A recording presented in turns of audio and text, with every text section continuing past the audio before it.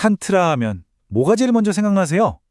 오늘은 말이죠. 우리가 흔히 아는 그런 이미지 너머에 숨겨진 진짜 고대의 심오한 철학을 한번 제대로 파헤쳐 보려고 합니다. 자, 그럼 바로 한번 들어가 볼까요? 보세요. 왼쪽엔 우리가 흔히 생각하는 탄트라의 이미지가 있죠. 뭐랄까, 어떤 기술이나 쾌락, 행위 같은 것들이요. 근데 오른쪽을 보면 고대 문헌들이 말하는 건 완전히 다릅니다. 이건 훨씬 더 깊은 바로 의식의 수련에 대한 이야기거든요. 바로 이 지점에서 정말 중요한 질문이 생기는 거죠. 고대 문헌에서 말하는 그 완전한 합일이라는 게 대체 뭘 의미했던 걸까요? 이게 진짜 핵심입니다. 자, 이제 첫 번째 섹션으로 넘어가서 그 답을 한번 찾아보죠. 이 고전 문헌들을 보면요. 아주 명확하게 나와 있어요. 이 길은 애초에 아무나 갈 수 있는 길이 아니었다는 겁니다. 그러니까 어떤 합의를 이야기하기 전에 반드시 갖춰야 할 전제 조건이 있었다는 거예요. 그게 뭐냐면 바로 엄청난 수준의 내적인 성장, 자기 통제력, 그리고 윤리적인 성숙함이었죠. 이건 단순한 테크닉의 문제가 아니라 그 사람의 존재 상태 그 자체에 대한 이야기였던 겁니다. 이 문구가 진짜 흥미로운 게 뭐냐면요. 이 수행이 우리가 생각하는 어떤 탐닉이나 쾌락과는 완전히 정반대라는 걸 보여주기 때문이에요. 오히려 아주 깊은 수준의 자기 통제, 그러니까 마음이 정말 고요해진 사람만이 걸을 수 있는 그런 길로 묘사되고 있는 거죠. 자, 여기서부터는 관점을 완전히 바꿔야 합니다. 탄트라가 어떻게 단순한 육체적인 걸 넘어서서 아주 상징적이고 형이상학적인 원리들의 결합으로 이해되는지 지금부터 한번 살펴보겠습니다. 문헌을 보면요. 욕망이라는 걸 그냥 단순히 채워야 할 대상으로 보지 않아요. 오히려 뭐랄까 자동차의 연료 같은 거라고 생각했던 거죠. 이 원초적인 에너지를 가지고 훨씬 더 큰 것, 즉 영적인 통찰력으로 바꿔버리는 거예요. 변형시키는 거죠. 그리고 이 표를 보면 그게 정말 명확하게 드러납니다. 보세요. 여기서 말하는 합일이라는 건 남성과 여성의 결합이 아니에요.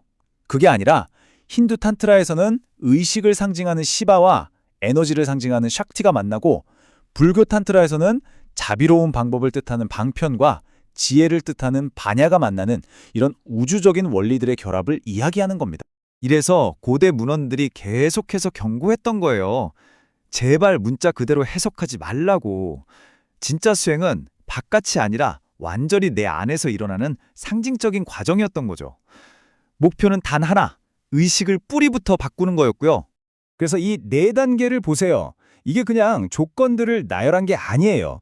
내적인 성숙에서부터 시작해서 욕망을 바꾸고 상징을 이해하고 마침내 이원성 소멸이라는 궁극적인 목표까지 가는 하나의 잘 짜인 여정, 그 자체를 보여주는 겁니다.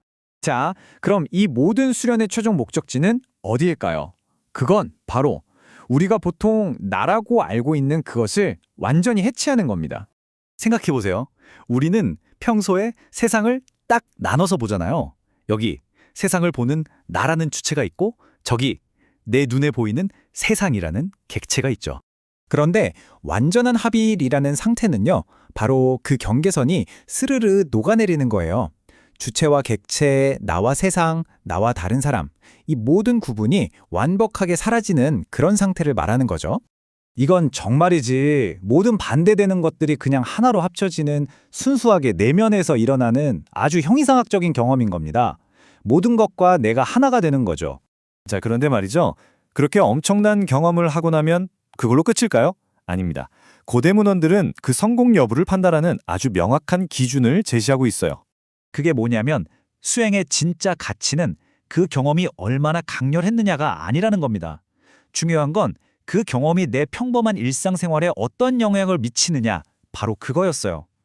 목표는 잠깐 현실에서 도망치는 게 아니라 거기서 얻은 새로운 안정감과 명료함, 자비심을 다시 일상으로 가지고 돌아오는 거였죠. 그래서 문헌들을 보면 아주 단호하게 경고하는 부분들이 있어요. 만약 그 경험에 집착하게 되거나 수행 자체에 중독되거나 혹은 나는 너희와 달라 하는 영적인 우월감을 느끼게 된다면 그건 수행을 완전히 잘못한 거고 근본적으로 실패한 거라고 아주 명확하게 못 박아둡니다. 자, 그럼 정리를 해볼까요? 고대 탄트라에서 말한 합일은요, 결코 자아를 만족시키고 탐닉하기 위한 게 아니었습니다.